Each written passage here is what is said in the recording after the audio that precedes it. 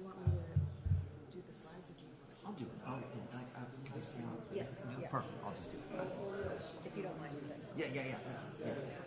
Oh, you know what? Let me just. Do you want me to show you? Yeah, let me just show. Yeah, just make sure I don't have to click.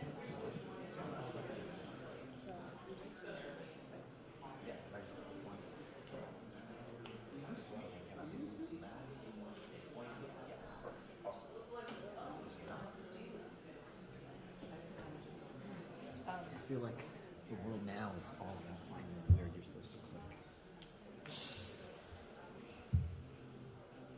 I'll turn off my phone.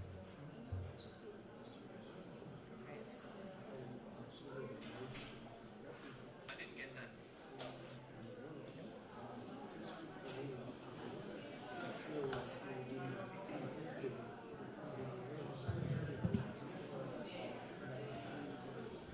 Hello? Hello? Can you hear me back there? Yes? You can hear me? Okay. Well, welcome. Good evening.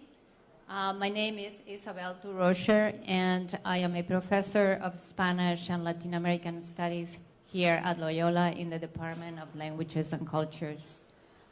Tonight we're gathering to address the existential threats of climate change and coastal erosion here in Louisiana.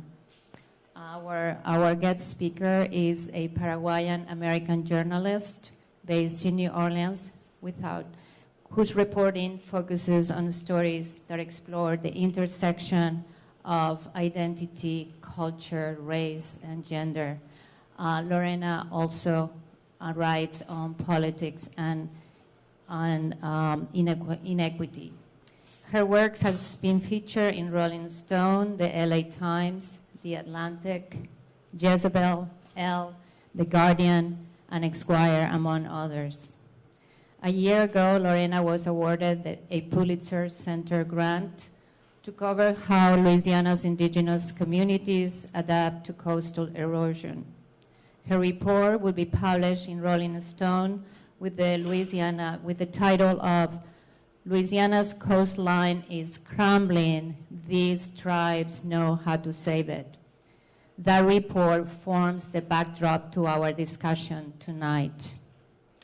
Before I turn it over to Lorena, I would like to mention that this event has been made possible by the contributions of the Office of Mission and Identity, the Jesuit Social Research Institute, the Department of Languages and Cultures.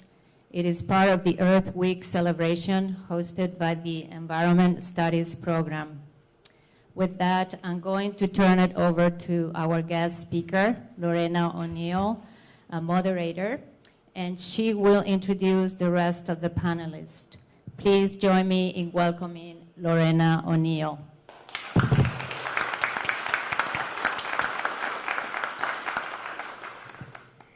I'm also going to see if I can pull up Devon, Chief Devon, who is here somewhere.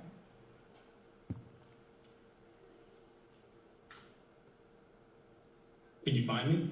I'm looking for you. Hang on one second. Am I on like a big screen? You're not anywhere right now, but you will be on a huge screen Okay. in a second. If I know what I'm doing, which I don't. There we go. Okay, you're on the huge screen. Okay, great. All right.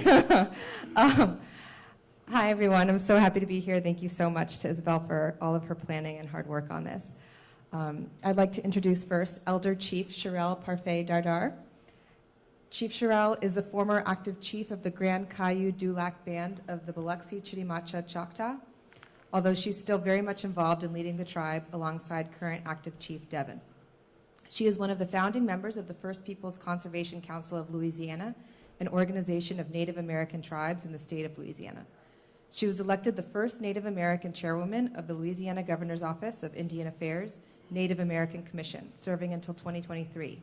She is an active advocate for coastal restoration and preservation, development and utilization of alternative energy sources, community resiliency, education, and human rights. Chief Devon is on the screen here. He is at a conference in Minnesota and is dialing in. He is the current chief of the Grand Kayu Dulac Band of the Biloxi Chitimacha Choctaw. He succeeded Elder Chief Shirell in August 2022 after graduating from Williams College, where he majored in geoscience. Chief Devon currently has a position as Coastal Resilience Analyst for the Environmental Defense Fund, working with the Mississippi River Delta Nonprofit Coalition as their science coordinator. He also serves as a board member of First Peoples Conservation Council and currently serves as vice chair of the Native American Commission in the Governor's Office of Indian Affairs. Dr. Alex Kolker is an associate professor at the Louisiana University's Marine Consortium, specializing in oceanography, geology, and climate science. Dr. Kolker received his PhD in marine and atmospheric sciences from Stony Brook University. He has worked in coastal systems across the world, in the Gulf of Mexico, the Florida Everglades, along the Atlantic coast of the United States, and across North Africa.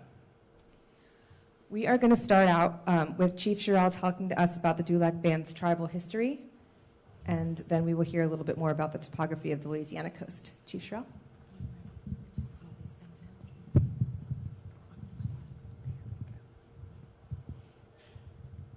Hi, good evening, everybody. Thank you all for joining us this evening. It's really an honor to be able to be here with you. So we are Biloxi Chitimacha Choctaw descendants, and of course we're in the area of Grand Kayu Dulac, which is coastal Louisiana, about 30 minutes or so south of Houma.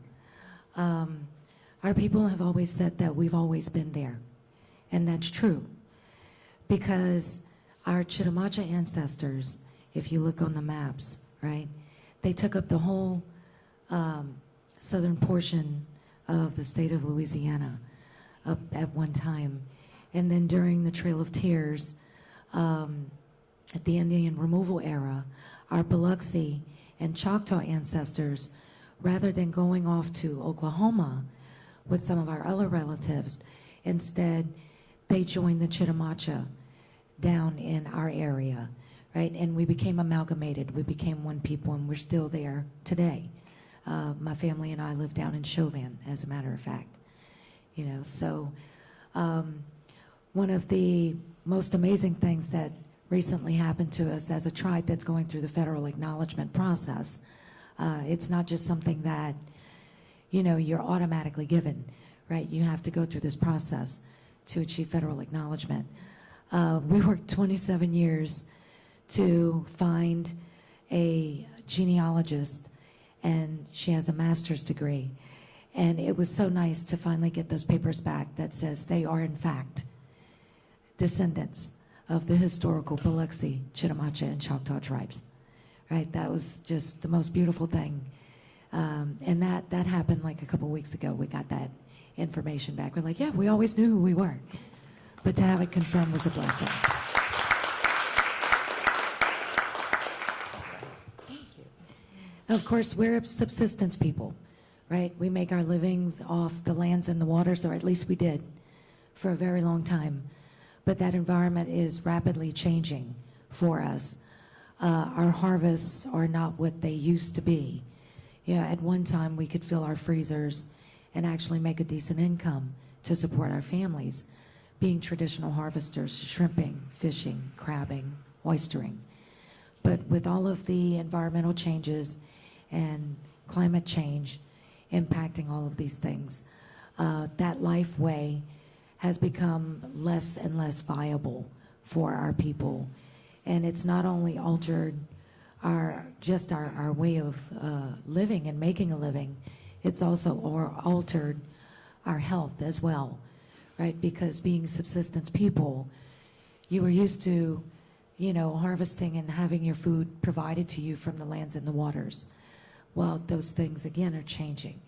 So we're starting to see an increase in health challenges, you know, diabetes, heart conditions, things of that nature, because our diets are having to change. You know, we're no longer able to access all of the fresh foods that we normally had access to, right? And now we're having to reach out to other products, you know, that a lot of GMO products and things of that nature that are more affordable. And of course, we are also a very resilient people. Living on the coast, we know what it's like to deal with storms and things of that nature. So we call ourselves an adapting people because we are always having to adapt to constant changes. But it's a beautiful lifeway, and I'm really thankful that Creator blessed me and our people to be able to live that life, right? And I hope that we can continue to live that life for many, many generations to come.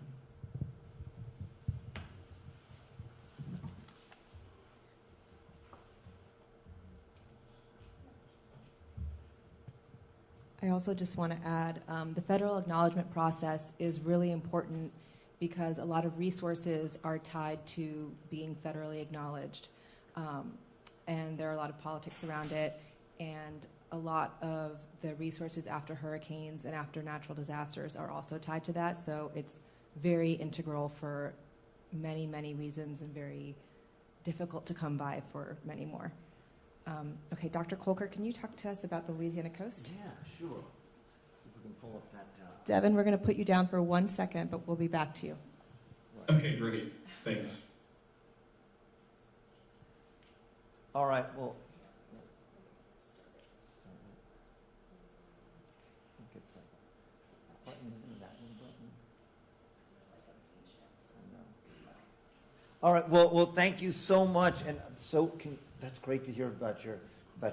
Did you know? Yeah, so that's great to hear, and thank you all so much for coming up. So my name is Alex Kolker. I'm an associate professor at the Louisiana University's Marine Consortium. We are the research marine lab for Louisiana, and actually our main facility is in your tribal area, down in Kolker, and also direct a small institute called the Coastal Climates Institute. I want to just give you an overview of Louisiana. This is actually what it looked like yesterday from a satellite. You can see the plume of the Mississippi River out there. Here we are up in New Orleans. Over here, here's the mouth of the river. This is the Chauvin Cocodrie area right in here, just so you have a little bit of an orientation on where we are. This place is incredibly important. The Mississippi River is a huge pathway for shipping in the area. Coastal Louisiana is a hub of the fossil energy industry with a huge network of oil and gas fields and pipelines and refineries, petrochemical plants. This area also supports like huge fisheries. It supports an enormous amount of biodiversity, and it's home to about 2 million people, including just some fantastic, beautiful cultures like yours.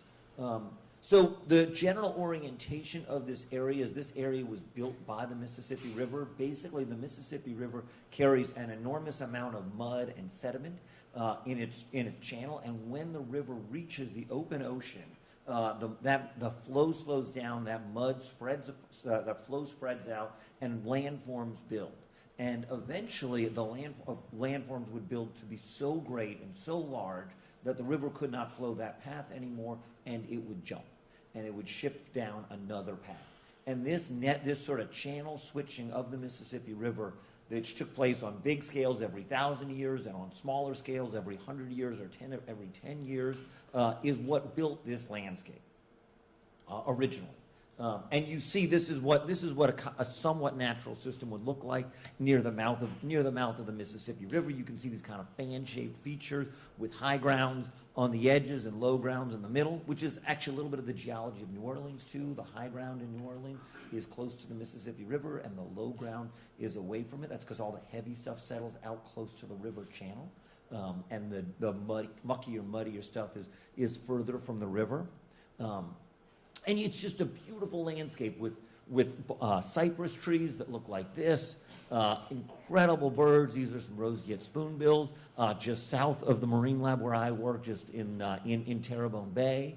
Again, we've got small communities, we've got rich cultures here, just a fantastic, fascinating landscape to be in, except except that we've lost like nearly 2,000 square miles worth of land here over the last century. That's about 20-25% of the land area of South Louisiana has been lost over the last century. And that's due to a variety of reasons. Some of that is because the Mississippi River doesn't flow through its wetlands to any meaningful extent, or in many, many places to any meaningful extent anymore, so it's not bringing that mud and fresh water. Some of that is because there were a lot of canals that were cut here, many for oil and gas, but some for navigation. Also, the ground is sinking. There have been oil spills, hurricanes. There's a lot of reasons. There's no one single cause, but there's a couple of big ones. And that means that, yeah, a lot of places here are flooding to an extent that they did not used to be. This is actually in Chauvin on Highway 56. And this is the Marine Lab where I work. I didn't even know I was putting up a Loyola sign.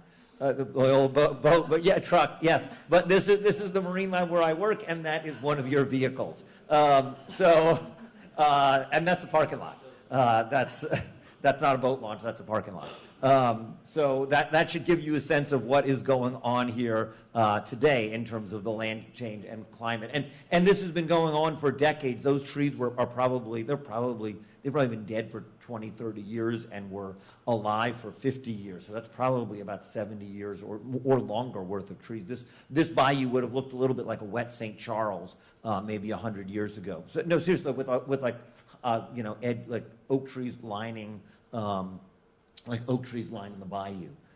And some places you'll see things that look like this, where you'll see, all that is left is the canal. They basically would dig out a canal, put the mud on the edges, and now there's been so much land loss that all that is left is the edges of the canal like this. So everything that's not land, almost everything that's not land that's water would have been land 100 years ago. They created a bunch of canals, and now all that is left is the canal, or the canal walls. And so leading to a landscape, that floods regularly. If you look at where we might be in 50 years, if nothing is done, we're going to, even if stuff is done, we will continue to lose land. And this is a projection from the state's master plan showing some of the things that we can do in order to restore the coast, like partially diverting the flow of the river, like pumping sediment onshore, like on things to reduce our flood risks, like building levees. So just as an example of what a few of these things look like, this is like a barrier island restoration. You can see we can elevate homes like this. We can build levees like this. All of these things are parts of the state's master plan. We could partially divert the flow of the river to kind of restart the natural land building processes that originally built this system. And this is just an example of a small scale system out in Davis Pond. But a lot of this depends on what we do with climate change. And the sort of short story for the coastal master plan is if we do everything and we do a lot of it, and climate change is modest, then we can actually do a lot to rebuild our coast and reduce our flood risks. And if climate change accelerates to a dangerous level, all that becomes more difficult. And just to sort of note, we do contribute to climate change here. We're actually like the 4th or 5th largest emitting state in the country. Few states I think actually the governor had said this, phrased it this way, that the former governor had said few states can both experience more climate change and contribute more to climate change than Louisiana. But just to say, yes, this is a fascinating, dynamic coast. We're vulnerable to climate change, but it is also, just to kind of end it off, it is a beautiful coast as well. And these are just a few images of it. And with that, I'll turn it back over to you and Devon.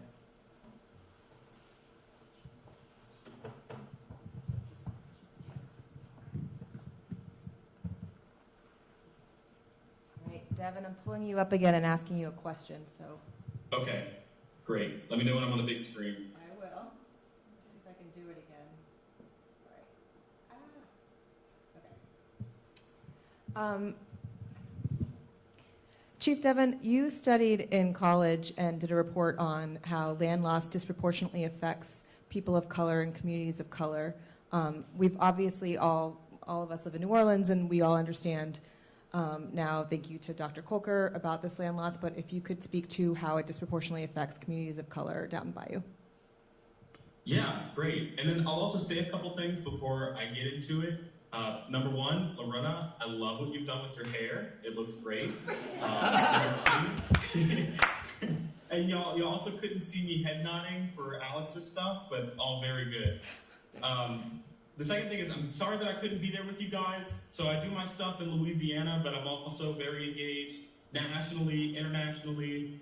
So I'm here at this conference called the Native Americans in Philanthropy Conference, and I work with a group called Fresh Tracks, and we're trying to connect our group that centers cross-cultural collaborations with Native youth from all across the world with some Native youth grant makers, and try and connect them to get more resources to the communities and also get more young people engaged and activated in these kinds of issues. So I'll talk about the question. And to Shirell's point, we have a very long name, the Grand Paiute Black Band of Biloxi, Chittavante, Choctaw, and that is an aspect of our colonized history. It's our geographic location and also the communities that we originate from. And in Louisiana, during the Trail of Tears and during the colonization, these communities were pushed into lands that were considered unfavorable. That's true across the country, but especially in Louisiana. These communities ended up migrating further and further down south into what was considered at the time what people thought was unlivable lands, even though they still had the oak trees and they still had trails connecting to the barrier islands. Eventually, over time, you had these lands start disappearing, not only because of environmental factors, but also because of the oil and gas industry. The oil and gas industry is very prevalent in Louisiana, as Alex mentioned. And if you zoom in on a satellite map of Louisiana, you just see all of these crisscrossing pipelines all around the coast. And because Native peoples were pushed furthest down south, they are the first communities that are experiencing the impacts of land loss. Something that we always say is that if we don't protect the front lines of these communities, the communities above us will be the next front lines. Also, oil and gas disproportionately affects us, so I'll say a little bit about some current work that recently just came out. We've been working with a student to do more work that stemmed from land loss research that I did in my undergraduate. And it was interesting because we were trying to look at the relationship between the oil and gas industry and land loss in Louisiana. And there was a specific boundary over our tribal area. And in the middle of that, there's a huge marshland around Lake Boudreaux that has experienced a lot of drastic land loss. And when we were looking initially, there weren't a lot of oil and gas wells there. It was hard to pinpoint and say, well, there's so many oil and gas wells. Yes, there's absolutely a connection between the land loss and the tribe.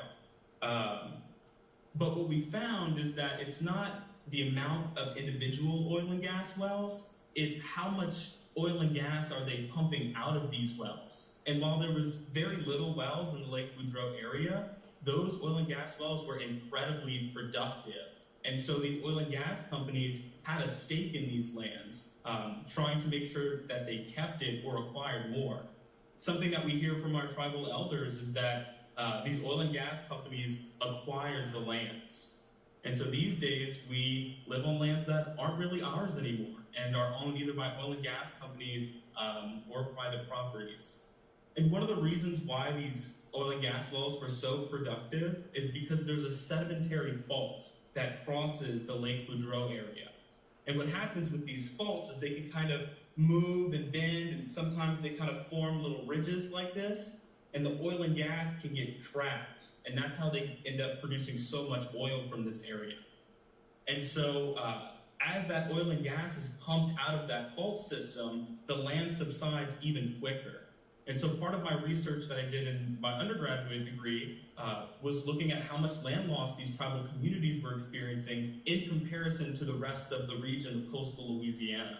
And we found that Native American communities are experiencing double the rate of erosion that the rest of coastal Louisiana is, even considering that the West Coast isn't losing as much land as the East Coast.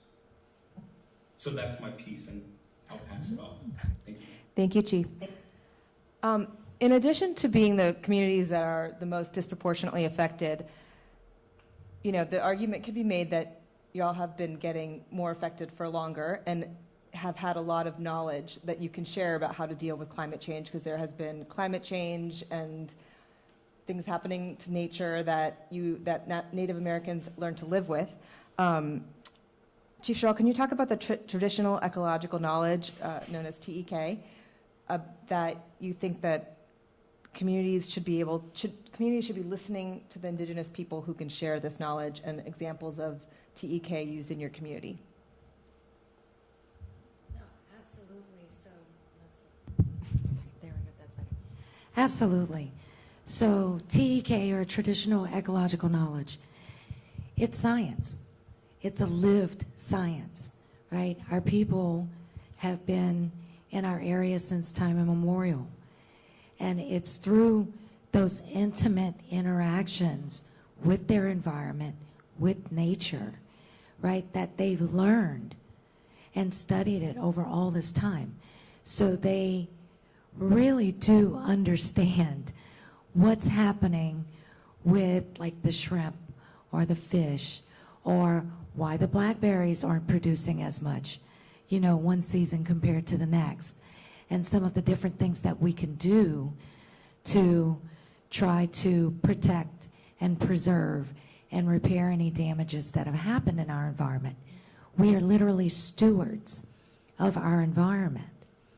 And that's a knowledge that has been handed down for many, many generations. One good example of that is Chief Devon and I's great-grandmother was a traiteur. That's in our language, they're known as a healer, right?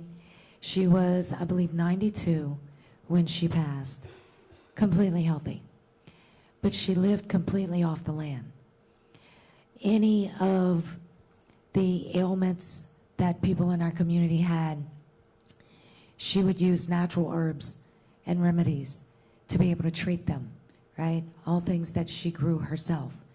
And that knowledge was handed down. That's one reason why it's so important for Indigenous peoples to have a seat at the table when we're discussing anything that needs to be done, especially in their areas, because they hold very, very valuable knowledge about that environment and what can and may not work, right, when we're trying to introduce projects or things of that sort. Another example is, like, we're traditional harvesters, right? It's the mindset that you have when interacting with your environment. So rather than saying, we're going to go catch shrimp for shrimp season, we don't say that. We say that we hope the shrimp are giving, right? Because they're literally giving themselves to us for our sustenance. So it's not just understanding what happens in your environment. That's a part of traditional ecological knowledge. It's also that understanding of your relationship to that environment, which is why you'll hear many Indigenous people say, all my relations, right? We tend to separate ourselves from the environment when the truth is we are a part of it. We're a very small part. However, we have more responsibility to it. We just haven't fully caught back up to that understanding yet. But we're spreading that knowledge, right, as much as we possibly can. And we're trying to teach anyone who is willing to listen and learn, right, so that they can begin implementing those practices in their areas as well. It's quite beautiful. Thank you. Chief Devon, can you speak to how you're bringing TEK to your work? So if you could speak a little bit about the smaller scale land building projects like canal backfilling, living shorelines, ridge and marsh restoration, and other projects you're working on? Yeah, I can. To some of Shirell's points, traditional ecological knowledge, although it's a big word, it really is about the relationship between us and our planet and the other living beings that are on it. I think that we live in this society today where we're kind of taught to live without it. You hear things like the nuclear family, right? Where you're supposed to have your husband and your wife and your 2 or 3 kids, and you live in one house in a suburb, and that's kind of your life. Maybe you end up going and finding a job in New York or Boston or San Francisco or something. There's not a lot of time spent thinking about the environment that we live in, the planet that helps to provide for us, and the community that I think we all kind of miss in today's life. For me, I like to think in stories, and when I was growing up, my story is kind of a story of displacement. Hurricane Katrina and Rita hit Louisiana back in 2005. Although down south we were okay for Katrina, at least my family, a lot of people weren't. And they ended up moving all across the state, which meant that there weren't a lot of homes available. And so when Rita came, although it hit more towards the west, that storm surge ended up coming up and staying in Louisiana for weeks, I think. And we couldn't go back for a long time. And when we eventually came back, our house, its foundations, and everything that we owned were inundated and full of mold and unsalvageable, basically. And so this started a movement period of my life, moving to different cities, living with a family for a year. My grandpa got really lucky where he was driving out in the country at the toe of the boot, and he just so happened to see somebody nailing in a for sale sign. Then we ended up moving to the West Bank, just south of New Orleans, and we moved around there a couple times. But throughout all of that, we would always go back, visit the community, our family, and Chief Shirell was one of the people that we would go back and visit. And I would always learn from her the things that she was working on and what she was doing. And throughout my life, these philosophies of living with the environment, with each other, living with family, loving each other, contributing as much as you can, were values that were deeply instilled in me. And, my title is Chief now, but my title back then was Future Chief. These conversations prompted Shirell to ask my mom if maybe someday I wanted to be Future Chief. And I accepted because from what Shirell had talked about, I knew it was focused around service, doing what you can to help your community. And that's all I wanted to do. And so I grew up with those values. And eventually I knew who I was going to be, but not how I was going to be it or what was going to get me there.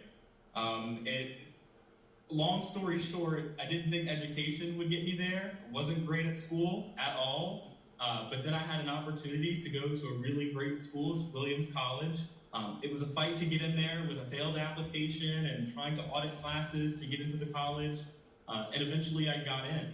And my advisor, Rona Cox, who was a geoscience professor at Williams, helped to teach me how to do research from the Western science lens. And throughout my education there, I got to learn how to do research, what it meant, how to see a research project through, how to develop a methodology, how to think about all of the different elements in a research paper that you would. And the work that I'm doing now with the tribe and then also with the coalition that I'm part of is trying to blend these different ways of knowing together. Because for so long, those things have been separate from each other. But these are all different ways of knowing and being and living, and those things should all be considered together when we're making decisions. Not just decisions generally, but decisions around coastal restoration. So some of the things that I'm working on with others is doing things like canal backfilling, living shoreline restoration, and I'll speak to canal backfilling a little bit. One of the problems that we have in Louisiana is that a lot of land is privately owned, and so it's really hard to do quick, easy coastal restoration things because there's a whole process you have to go through to get approval, to try and connect, to collaborate. Although canal backfilling is very cost efficient, it's hard to do those things without permission from landowners and agreements from others. And so the thing that I'm working on is, well, when I think about coastal restoration, the two words that I think about, especially moving forward in this coastal restoration space in Louisiana, is intentionality and efficiency. How can we be as efficient and as low of a footprint as we can on the coast and be efficient with our dollars. And so the work that I'm doing right now with others is identifying canals to be backfilled, working with tribal leaders and governments and also other organizations to fill those canals back in. And I'm also specifically working with students to identify those canals, which ones are abandoned, which ones might be in violation of SCLRMA, which is the State and Local Coastal Resources Management Act. And according to SCLRMA, its goal is to protect, develop, and where feasible, restore or enhance the resources of the state's coastal zone. So trying to figure out where those abandoned oil and gas wells are, what could be in violation of SCLRMA, and then advocate not only to CPRA, but to others that we should have a more developed process for helping to bring machinery and other things out to help refill those canals. The other portion of it is using the resources that already exist in our world. We as Louisianians go through a lot of oysters, and we have a lot of oyster shells. And what has happened so far is a lot of those oyster shells end up in the dumpster or in a trash bin somewhere. But people like CRCL have recognized that oyster shells can give life. And so what they do is they take oyster shells from restaurants, they bake them in the sun, allow for the natural processes to clean the shells. Lizards come in, birds come and pick at all the food scraps, and they end up naturally cleaning these shells. They take them, bundle them, and then use them as a resource to physically protect shorelines. And now the real benefit of the living shoreline is that it provides a habitat for species to be able to propagate. So they kind of hang around the area and it brings life. And then also it provides that physical barrier even with sea level rise. So oysters end up growing on there too. And whenever the sea levels rise, the oysters can respond by growing upward into the water column. So it's not a stagnant shoreline either. It really is a living shoreline that can help protect the area. And so those are some of the things that we're doing with the tribal communities, help trying to bring in that traditional ecological knowledge and some of these Western science spaces so we can just collaborate, work together, and restore as much of the coastline as we can. Thank you, Chief.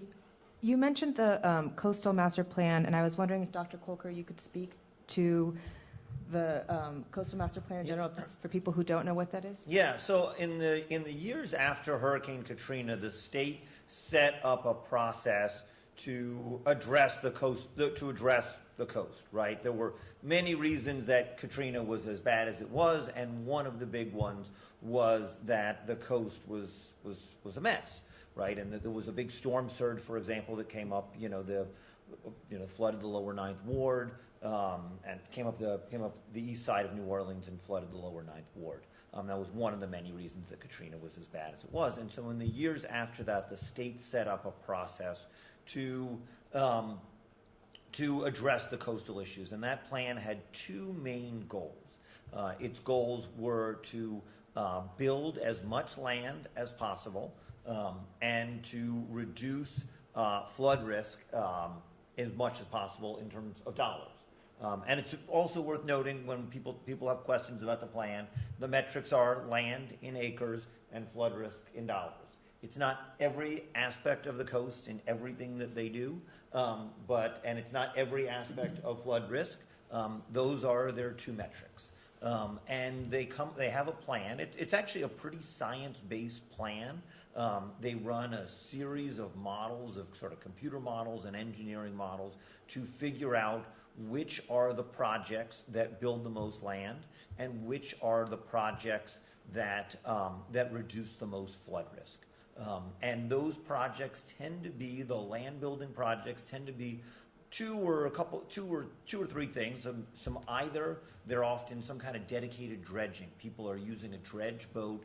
They're basically sucking up mud from either the bottom of the Mississippi River or maybe someplace off in the open Gulf of Mexico and pumping it on shore, either onto a marsh to build up a degrading marsh or to maybe put it on a barrier island or put it in some other place, or they want to partially divert the flow of the Mississippi River. As I said, the Mississippi River built this entire landscape, and for 50 or so years, many people in the scientific community have been proposing an idea to partially divert the flow of the Mississippi River. And actually, there's a large project that got underway over the summer. I think it's on hold in the courts now. I don't know every detail of that, but it is a large environmental project to partially divert the flow of the Mississippi River, and that's in the plan. So, and then the other parts of the plan are to reduce flood risk, and that normally involves building a levee or some other kind of hard structure.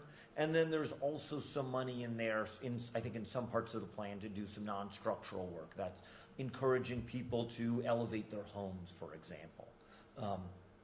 The plan spends, the plans are typically 50-year, $50 billion plans. That's roughly spending $1 billion a year, and roughly speaking, about half of that money goes to restoration projects, land building, and about half of that money goes to protection, flood risk reduction. And like I said, it's a pretty good plan. It uses science and engineering models. It includes climate change and sea level rise projections that are in line with the projections of a lot of global experts. So it incorporates climate change. And I think one of the things the model says is, as I said earlier, if climate change is modest, then many of these projects can be relatively successful. And if climate change accelerates and gets more extreme, those become harder. And thank you. And the element of this that's important to remember is there is a climate justice element of this as well. So obviously, I think everybody here hopefully can agree that we like science and we love the environment, but something that the models can't always figure out in the formulas are the human costs and whose land are we affecting, whose land are we saving. And that's something that I've spoken a lot about with Dr. Kolker and Chief Shirell and Chief Devon, and especially for this story when I was working on it. It's, whose voices are being heard when they are putting together this plan. And Chief Shirell has been very integral in making sure that Indigenous voices are heard, because the plan isn't just something that is put together quickly. It is very considered. There are a lot of meetings. It takes a lot of work to put the plan together. And when the plan first came out, Chief Shirell, if you could talk about when you first heard about the Coastal Master Plan and thought, maybe we should be involved in some of this. And if you could also speak to just sort of the way that, and Chief Devon can also speak to this too as well, like the way that these meetings are held and whether that is conducive to the way that tribal communities like to speak and come forward in front of groups of people. Sorry, that was a big question. But. So many moons ago, when I first started going to meetings, goodness, it's probably about 2005. It's probably after Katrina Rita. Our uncle was chief at the time, but he was blind and could not actively attend meetings and things anymore. So I started going to those meetings, and basically what would happen is I would go, I would listen, and I would bring that information back, right? And I remember Miss Marlene and I believe Kristlyn was with us at the time. We went to one of the first meetings that we had found out about, and I want to say it was in like the Patterson area. And we were sitting and listening to everything that was being discussed. I didn't understand half of what was being said because the language was completely different from anything I had ever heard, right? It's very technical, right? And it was just so upsetting because the one thing I did understand was that most of the decisions had already been made, and our community and our leaders were not consulted. And there were projects being proposed for our area, right? And I just could not understand how all of these things could have been decided upon without really having any input from the community itself, from the people that actually live there. And my uncle worked the waters for many years. He was a captain.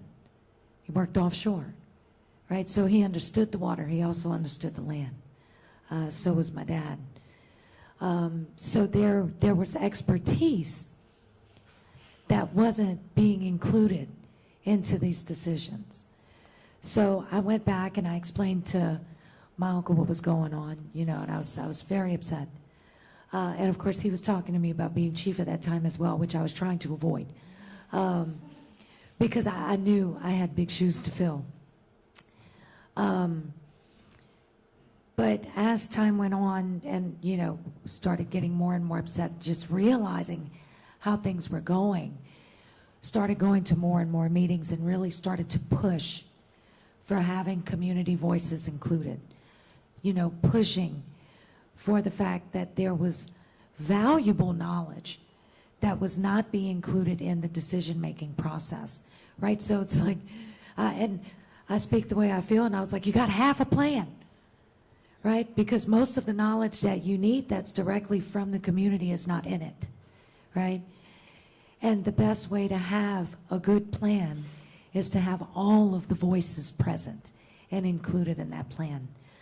So for years, that was part of my work, right, as a community advocate, doing my part to represent the community, was anywhere there was a meeting, making sure that there were voices there to be included.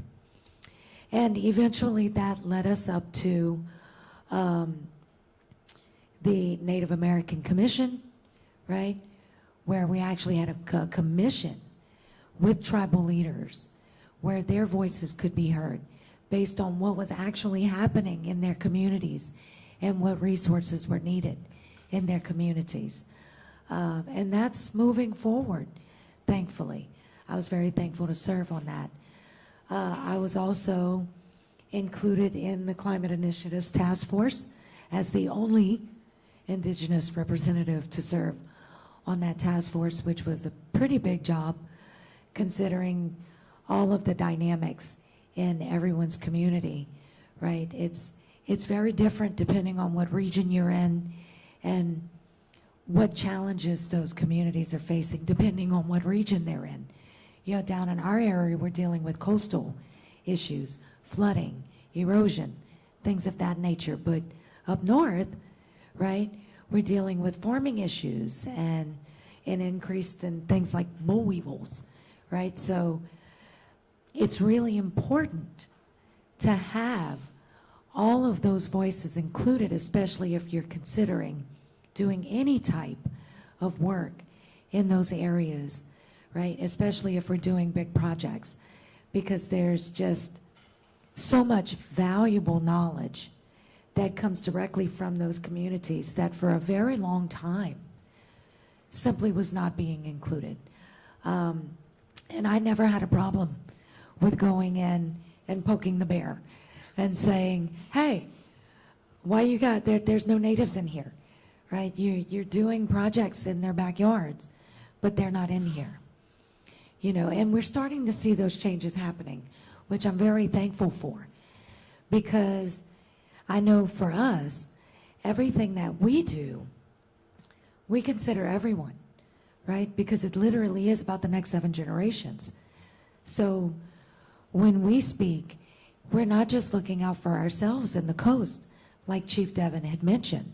We often say, if nothing is done for the coast, we might be on those front lines today, but you're on them tomorrow. So everything that we're doing when we speak out and we make sure that all of those voices are included, it's not just for us, it's for everyone. Why? Because we're all connected. Thanks. And maybe I would just add on the climate justice side, on the master plan, on the math. As I said, the math is that it's flood risk reduction in terms of dollars. And if you want to think about what the math that means that the areas that get the most protection are either areas areas that have lots of property, Okay, so actually New Orleans does relatively well in those metrics because it has the largest number of properties of anywhere. The greater New Orleans area has the largest number of properties, or places that have wealthy properties. Because let's say you did half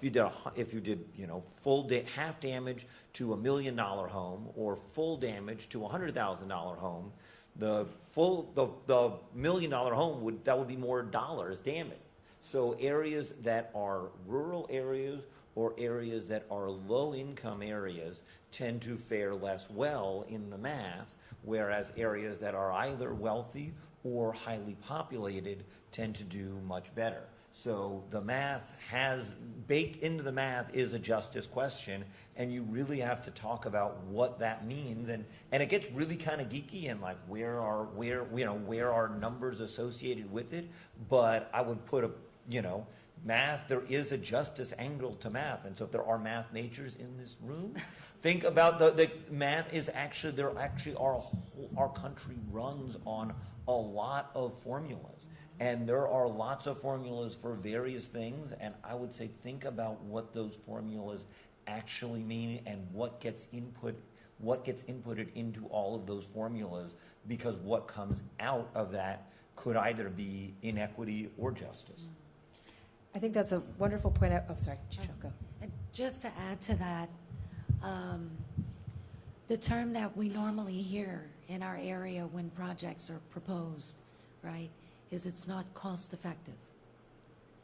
Now, I don't know about anybody else, but how can you label someone's life not cost effective?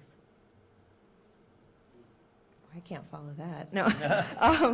I was going to say, to your point about math and kind of understanding that and speaking the language, something that was very important to Chief Shirell as she was mentoring Chief Devon was that he have the tools and the language and the education to be able to come into these rooms and be able to fluently speak this language, which is why, and now he's, working for the Environmental Defense Fund. So I think there's something to be said about also the foresight that you have to have at this, even the ability to get a voice in the room comes from generations of thought and planning, and who is able to have the space or the foresight to have that. I would also say that in the scheme of everything being connected, something that is really important that I think that if Dr. Kolker, you could just briefly speak about is that, a lot of people are looking at Louisiana right now. We are having all of these things happen to us first, and just like how the Indigenous community is having things happen to them first and are on the front lines, we are on the front lines in the United States. These are issues that are going to be gripping the country that we already see every year getting worse. Dr. Kolker, could you speak to how the global community and the United States is looking at Louisiana? Yeah, I mean, Louisiana, we are, one of the reasons that I am here as a scientist, part of the reason I'm here is just because there's great people and there's amazing music and there's awesome people, but part of the reason that I'm here is because almost every environmental challenge that you can think of is either at its greatest or almost at its greatest here in Louisiana. We have the greatest level of wetland loss. We have one of the country's largest rivers. We have some of the highest rates of coastal migration. We have some of the highest rates. We're in this insurance crisis. And many of the things that we experience here in Louisiana today are the kinds of things that people will experience in the rest of the world in the years down the road. So our rate of sea level rise here is about 1 centimeter a year, so about 1/2 inch a year. That's the rate of global sea level rise projected in about 2050, for example. Devon, you were talking about migration and your life as migration, and I think you spoke about it so eloquently. And I think that that's a really, really valuable lesson. Actually, the United Nations is now looking at what does climate migration mean around the world. And they're talking about many millions of people that are likely going to have to migrate this century. I think there was one projection that came out a couple years back that said in the U.S. alone, just due to sea level rise, we're looking at somewhere between 4 and 13 million people migrating this century just due to sea level rise, not even due to extreme storms.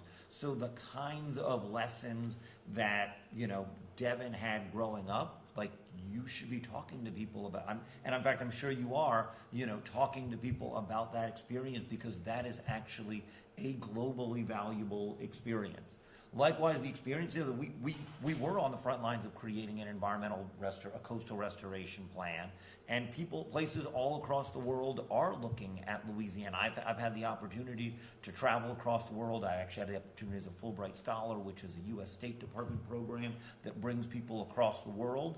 And part of what I said in my application was, I want to talk to other people about the things that we are doing in Louisiana and hear from people around the world that are doing those kinds of things. And yeah, Louisiana is, just from a technological sense, way above the rest, way in front of the rest of the world. And so the kinds of the kind of technical challenges that we've had, as well as some of the issues that you've talked about inclusion and, you know, voices being heard, those kinds of lessons are the lessons that people around the world are going to be experiencing in the years ahead, and probably are experiencing now.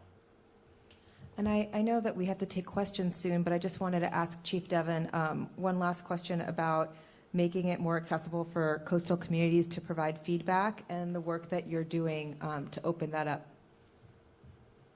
Yeah, and I'll also react a little bit to what Alex and Chief Shirell had said. The world that we live in right now, in this present moment, is a very different world than a year ago, 10 years ago, 50, 100.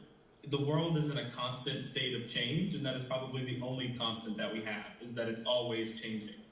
I think these days, people are a lot better and more awake and aware of what's going on, and are actively trying to move forward and do good work, especially work that has to deal with equity and climate justice and just justice in general.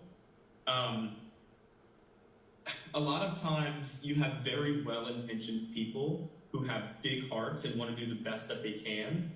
But the problem that we often face is we are dealing with this system that has been implemented in this country that is really hard to navigate and get over. One of the examples I could talk about is federal acknowledgement. Whether you are federally recognized, state recognized, or unrecognized directly determines the amount of resources your community can get.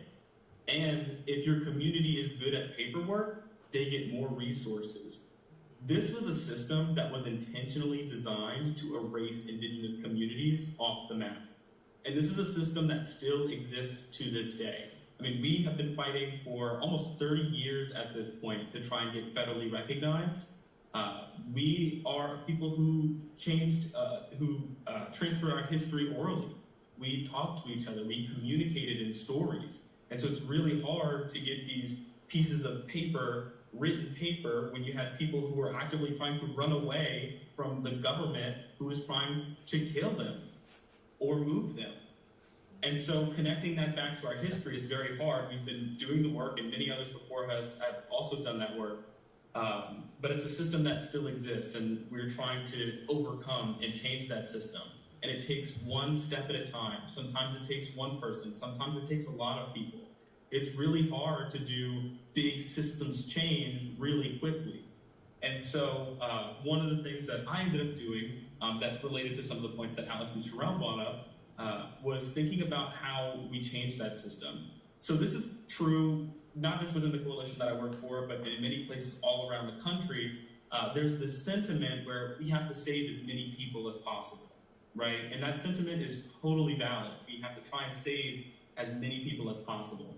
But in the science, the way that that translates, specifically around the coastal restoration space, is we have to save, let me think how to say it. It's based on the percentage of population that exists or population density.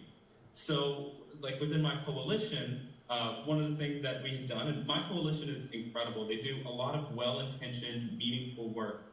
And one of the things that we do is we select priority projects from the master plan to help support as a coalition. So we decide on different projects that we want to support, and we help get resources to see those projects come up and run and get us done quickly as possible. But one of the things that was being considered was population density. And so we were prioritizing projects that dealt with a higher population density. And that means that rural communities are typically left out of these conversations. Because when you align your projects that you support with the population density, it's mostly city centers or more urbanized areas that get those resources. And the rural communities are left out. And that just takes a little bit of perspective to come in. Because, I mean, generally that is a well-intentioned thing. You want to save as many people as possible. But it's hard to think about the equity and justice piece. Who gets left out and who's a part of these kinds of conversations and who gets those resources. Something else that I've been doing recently is thinking about diversions. I am in two very different camps for diversion projects. So I'm in a very pro-diversion side, and then I'm also on a very anti-diversion side. It's still hard for me to think about like where I exactly fit, but the one thing that I can say is that we have this system that we're all working in that is really hard to connect this top level back down to the community pieces. One thing is like science or modeling.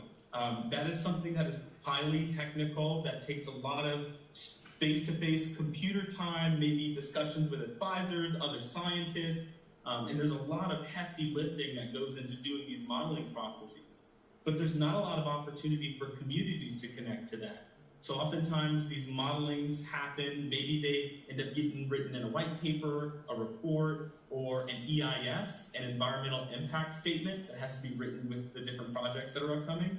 And then communities have a chance to respond after all of this stuff has happened. One of the things that I'm doing with the coalition is finding ways where we can not only get information from the modeling process as it's happening, but also inform that process. So bringing information to the community, allowing the community to look at and think about that information, and then providing feedback for those modelers so we can create a model system that is not only informed by awesome, amazing scientists, but also from the communities that these projects are going to be impacting. The other thing I'll say about divergence too is that you have these plans that are happening that often happen outside of the communities. And you hear things like 50 years, like billions and billions of dollars, and all of these things that are great, but the communities on the ground don't see that or don't experience it.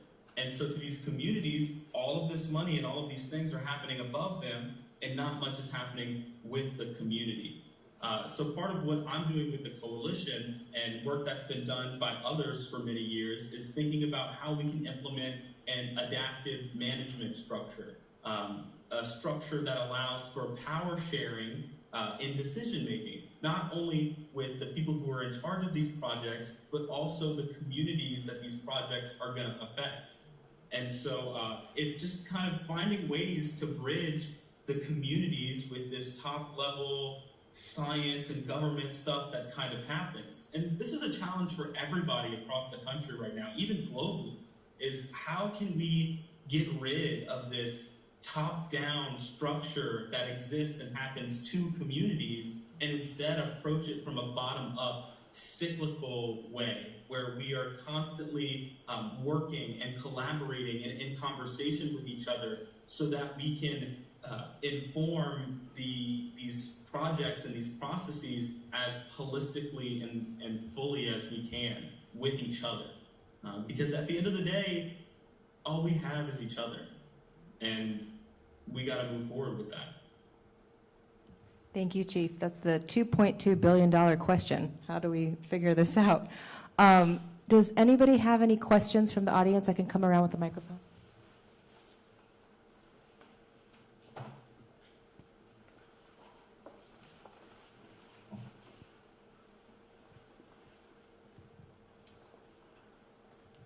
This is a question for the chiefs. What role does forestry play in traditional environmental knowledge, or ecological knowledge? And let's forget the master plan for a second. Let's imagine you're sitting down with your community. How do you address the challenges you're seeing as a community? If you had unlimited resource, what would that conversation look like? I'd like to respond to the second part of the question first. One thing that we're dealing with down south is we have an incredibly colonized history in Louisiana. I mean, whenever you think about the melting pot that exists, where you have all of these different cultures and communities that are all wrapped up in this one state, it's because Louisiana was a port state and had so many financial resources pumping through to help build up the United States of America. And because of that, a lot of those lands were in the sites of corporations. And throughout the years, communities have been pushed, moved around, not just from these corporations, but also because of the physical land loss. We've lost a lot. We've lost a lot of history, a lot of culture, and because of constant storms and the state of, or the socioeconomic state of Louisiana, it's hard to make a living. And so young people in the community also end up moving out and going to other places where it's more affordable. And so one of the things that we deal with right now is a lack of community capacity, trying to bring people in and trying to activate others so that we can do more work. We also are dealing with all kinds of different grants and things. You know, we talk to different community members, we have meetings, and we try to figure out what would be the best option for us to go for, what are some grants that we can be involved with, and how can we also extend that capacity out.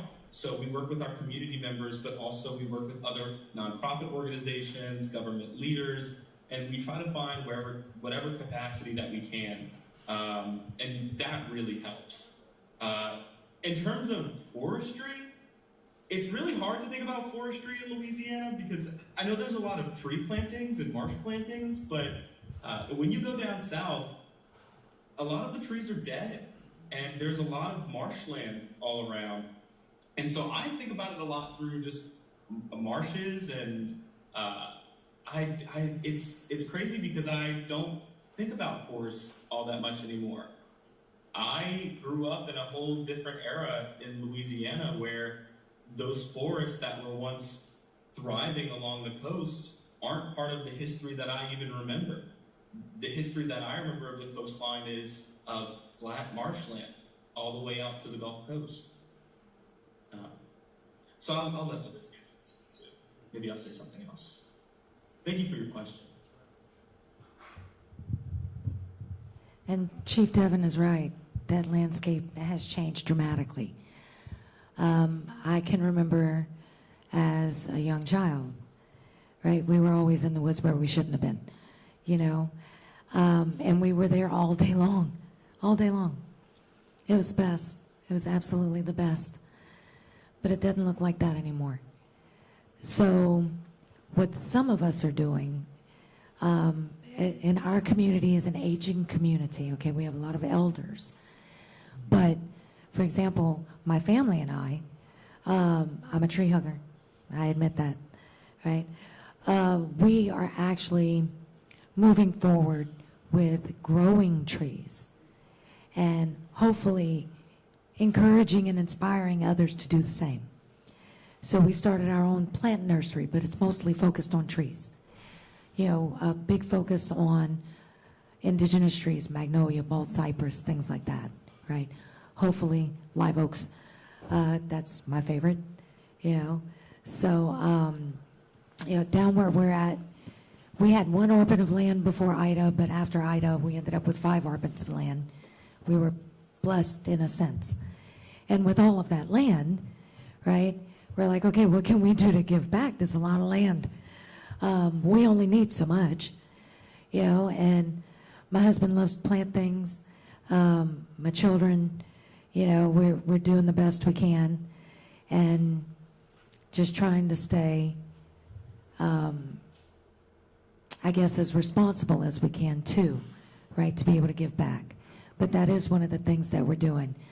Fingers and toes crossed, we'll be able to inspire a whole bunch of people down the bayou, and you'll come down there and see nothing but trees. Yeah, and then just to also add a little bit quickly, those reasons are the whole reason why I'm not there with you in person today. I'm at this conference I'm involved in this Fresh Tracks project, and we're trying to find funders and do things for Fresh Tracks, but I'm also here for the community, trying to connect with organizations and find ways that we can get more funding to do active projects, to get capacity back to the communities. One of the things that we have right now is, whatever money that we are able to collect, we're saving that as much as possible, because you never know when the next storm is going to come, and people are going to need shelter, people are going to need to go back into their homes, people are going to need food, supplies, and all the resources that you need after a hurricane. And so it's hard. I mean, when we think about Native communities being disproportionately affected by all these things, a disaster is not necessarily determined by the category of hurricane, although it definitely is. But it's only exacerbated by the socioeconomic state of the community that it impacts. And if you go down the bayou, it almost looks like a third world country. There are not a lot of resources that exist there. When I have conversations with the international Native community, a lot of people outside of the United States think that Native American communities have it made in the States because they see all of the billions and trillions of dollars that get pumped out, and they think all of that money exists, so the community should be okay. But to their surprise, it's not. And the communities need as much funding as possible and as much capacity as possible. And that's what we try to provide. Any other questions?